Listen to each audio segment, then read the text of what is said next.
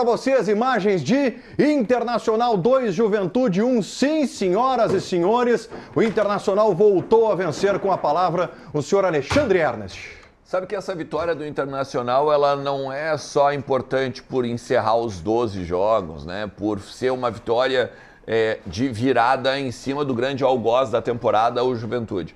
Essa vitória ela é importante porque ela dá tranquilidade para o trabalho. Na primeira semana que o Roger teve de trabalho completa, que foi naquele jogo contra o Atlético Paranaense, a gente já viu alguma melhora. Na verdade, contra o Palmeiras, a gente já viu uma melhora no time. A gente já viu uma organização, a gente já viu um pouco mais do sistema daquilo que o Roger quer fazer. Ontem, a gente também viu mais melhoras no jogo. Só que no Atlético Paranaense, por exemplo, ele teve o problema da saída do Bustos, da saída do Vitão, a dificuldade de poder escalar uns jogadores e tal. Hoje, a gente olha para o Bruno Tabata e percebe, o Internacional tem um bom jogador aí, que de repente contratou um reforço que pode servir bastante para o time do Internacional. A gente olha os meninos, o Ricardo Matias entrando muito bem, o Gustavo Prado entrando muito bem, o Gabriel Carvalho, dono do meio-campo, basicamente só com 16 anos, vai fazer 17 agora daqui 2 dias. Então, a gente começa a ver que precisava mesmo de uma oxigenação, mas não só uma oxigenação do treinador, não só tirar o Kudê, precisava de uma oxigenação dentro do time do Internacional. Um novo lateral esquerdo, como o Bernabé, por exemplo, um meio-campo diferente, jogadores que querem mais, jogadores que têm fome, jogadores que ainda querem algo ou almejam algo na sua carreira. É o que a gente está vendo aí. E sem contar depois, né? A gente vai ver ainda mais palavras do Roger e tal, mas o que ele vem fazendo com o uso da base do Inter. Porque muita gente dizia, né? O celeiro de Bagres é um lugar que não tem talentos, não dá para usar, fecha isso e aquilo.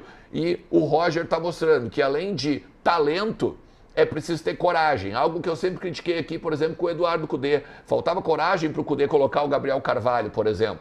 O Gabriel Carvalho hoje é o grande fiador das jogadas do meio campo do Internacional. Então é bom poder ganhar, encerrar esses 12 jogos, como a gente falou há pouco, só que, principalmente, dar um pouquinho mais de tranquilidade para o trabalho. E até mesmo o trabalho que tem que ser feito agora, né? De reforços aí na janela. Jogadores, não só jogadores, mas a comissão técnica, o corpo técnico, né? O diretor executivo que vai vir, de repente até um coordenador técnico. É algo que dá uma certa paz para o torcedor colorado. Senhor Ribeiro Neto, uma vitória que passou mais pelos méritos do Inter ou deméritos do Juventude do Jair Ventura? É aí que tá. Como eu sou um isento, certo, entendeu? E eu, embora entenda e absorva, às vezes no processo simpático, a questão emocional, eu quero dizer para vocês que as duas coisas são verdadeiras. Concordo. Eu acho que o Inter foi competente e efetivo ao aproveitar o que o Juventude lhe ofereceu. Olha, eu vou dizer assim, eu fiquei apavorado com a atuação do Juventude. E estranho, porque a informação era que tinha bicho dobrado, né? Que havia um clima, né? Alguns falavam até de mágoa com o Roger. Não foi o que se viu. O Juventude ficou pedido para levar gol o jogo inteiro.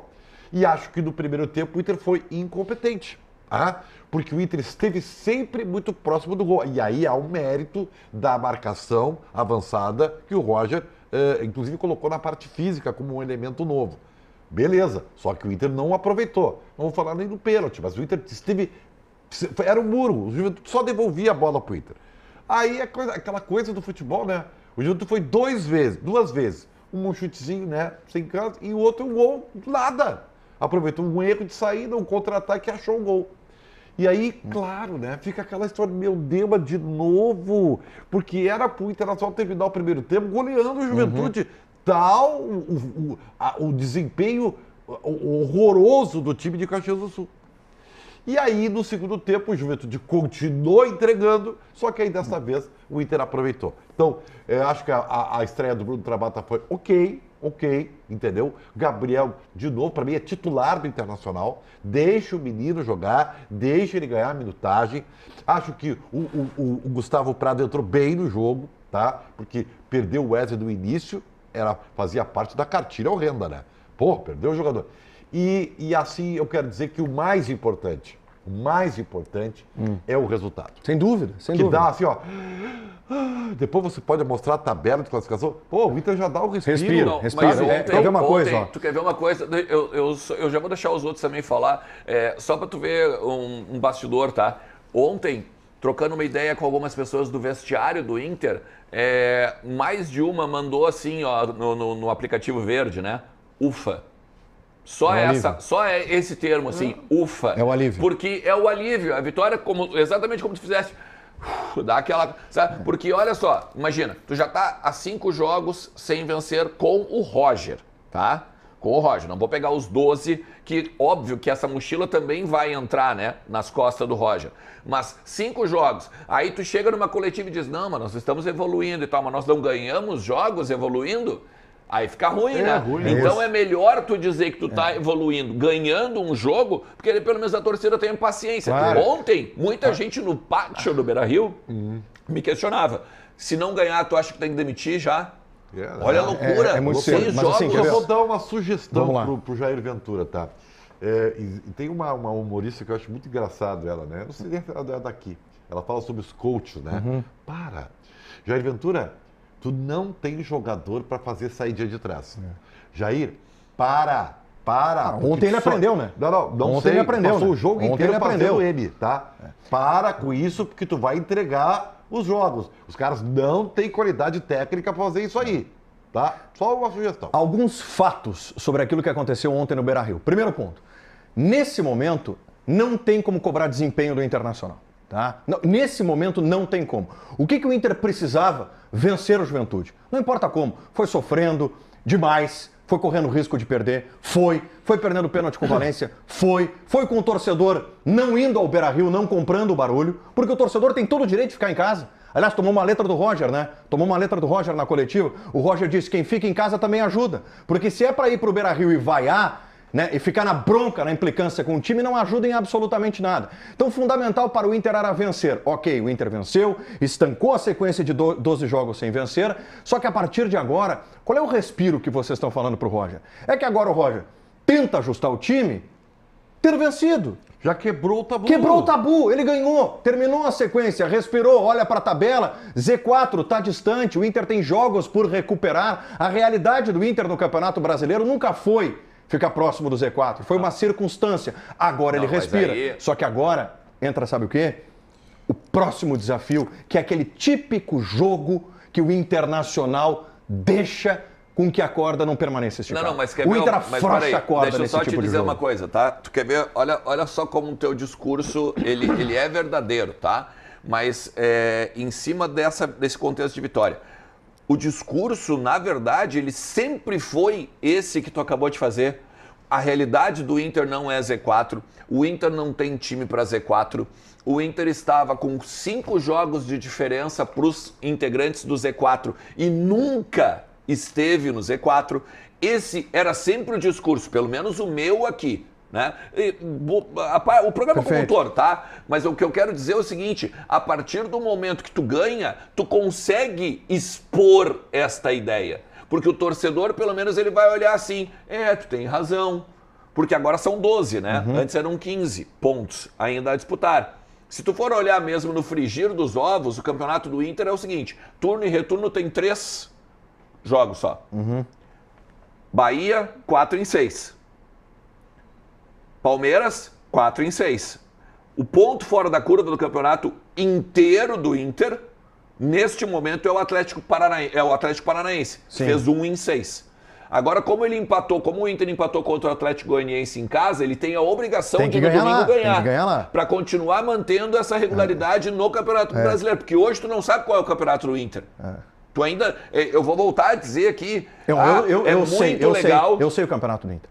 O campeonato do Inter não é lutar para não cair, com o grupo que tem, e não é lutar pelo título. O campeonato do Inter é vaga direta na Libertadores. O campeonato do Inter é vaga direta na Libertadores. Concordo contigo, dá pra tentar... Eu não vou almejar, não é que eu não vou almejar, mas assim, eu não vou sonhar com isso agora. Mas ainda assim, eu não consigo dizer qual é o Campeonato Brasileiro do Internacional, porque a gente ainda tem 4 jogos atrasados.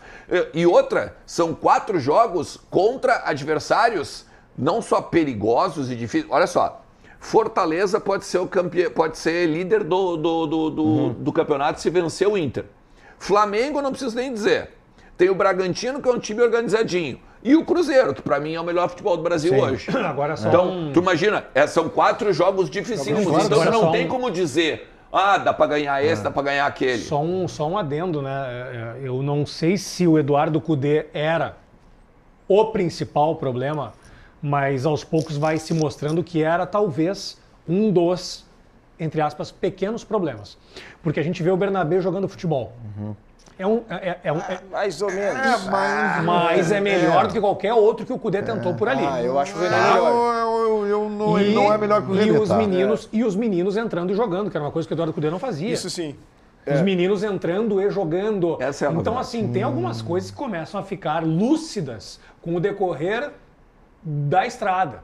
E a gente vai entendendo algumas coisas pelas quais o Inter passou. Em parte, sim. Mas, como eu disse, eu não vou cobrar desempenho do Internacional. Não é desempenho. Claro, eu não vou cobrar desempenho do Inter. Escolhas porque equivocadas, esse digamos Inter assim. que eu vejo hoje, do Roger, o que ele tem de diferente do Cudê, Bruno Soares? Esse Inter do Roger, principalmente, tem diferente do Cudê a questão da base. Eu concordo com o Ernest. Eu acho que o Roger está tendo coragem. A gente tem falado aqui sobre o quanto o Inter deveria apostar em lideranças, né? Porque parece que o momento do Inter ele passa muito por falta de confiança e a maneira de lidar com o vestiário. Agora, o Roger ele precisa ter tempo para colocar aquilo que ele mais sabe fazer, que é a parte tática. Eu acho que vai melhorar na medida em que ganha, porque tu ganhando, tu vai recuperando confiança. Tempo ele tem. Então você tem só o brasileiro? Sim, mas eu digo tempo da direção dar confiança para ele seguir o trabalho, entende? A pressão não pode ser exacerbada porque ele não pode comprar toda essa mochila que a gente tem falado. Agora, ter colocado e investido no Gabriel Carvalho é um baita gol do Roger.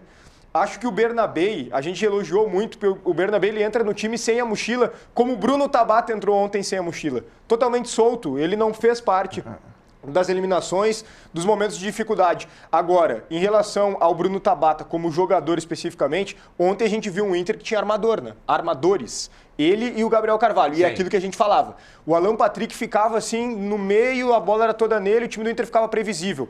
Ontem, até o Gustavo Prado entrou bem no jogo. E substituindo o Wesley, que é uma figura importantíssima, o Inter criou jogadas. Qual é o principal problema do Inter? Fazer os gols. Na sequência a gente vai falar mais especificamente sobre isso. Toda essa evolução que vocês estão vendo. Não é uma grande evolução, mas mim, é uma evolução considerável. O que ficou do jogo de ontem, considerável. a vitória, que era essencial, e o Roger dando oportunidade para os garotos, que terão sequência a partir de agora, vai aumentar a produtividade desses garotos, porque terão, consequentemente, confiança. Não, mas assim... Mas eu não vejo essa evolução toda no Inter ainda, gente. Eu não falei em evolução, eu falei em escolhas do Eduardo Cudê e as escolhas do Roger. Me parece que o Roger enxerga melhor o plantel do que o Eduardo Cudê. O que o Roger está fazendo é... O Roger está atendendo... parece, né? O Roger está atendendo principalmente a um apelo que vinha da arquibancada e, em parte, da direção do Internacional, internamente, que já tinha passado da hora desses garotos ganharem mais rodagem. Eu não vou comprar esse discurso. Mais rodagem. Não, eu não compro o discurso seguinte, eu acho que tem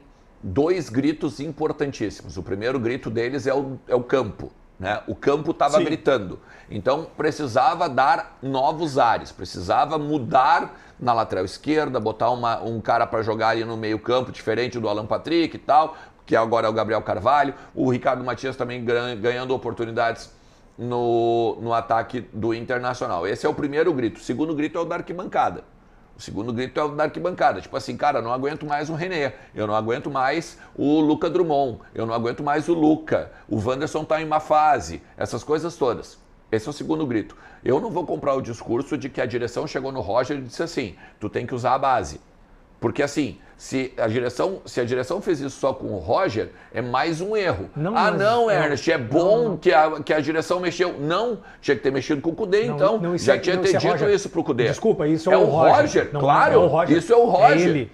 Por isso que eu tô dizendo que eu não vou comprar. Eu tô falando porque ele fez isso no Grêmio. Não, evidente, eu sei disso. E a gente vai buscar, por exemplo, talvez a gente eu não era setorista do Grêmio, então eu não tenho aquele dia a dia, né, que eu tô tendo começando até agora. Mas tu vai nos setoristas do Grêmio, tu vai até nas pessoas do Grêmio que a gente conhece, se dá e tal, elogiam muito o Roger nesse estilo. Então, a direção então não tem mérito nenhum nesse aproveitamento dos jovens agora.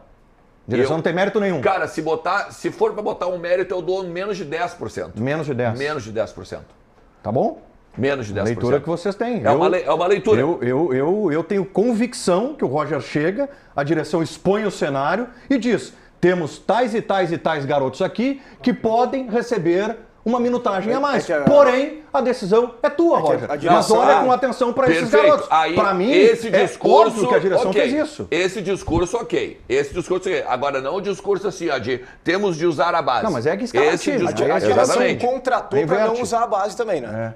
Não, mas usar a base... contratou para não aí usar. Que é a diferença, Bruno. É usar a base de uma maneira bem dosada e equilibrada. Não é usar a base para botar os garotos lá e queimar os garotos. Porque como se nenhum reforço tivesse dado certo, entende? E não vamos esquecer, ao lado dos garotos antes tinha um jogadoraço chamado Thiago Maia, né? Sim. Não, mas aqui ó, tem uma outra, e por último aqui, rapidinho, as falas dele na coletiva corroboram as informações que a gente já trouxe aqui. Por exemplo, o Kudê não gostava do Ricardo Matias sem a bola.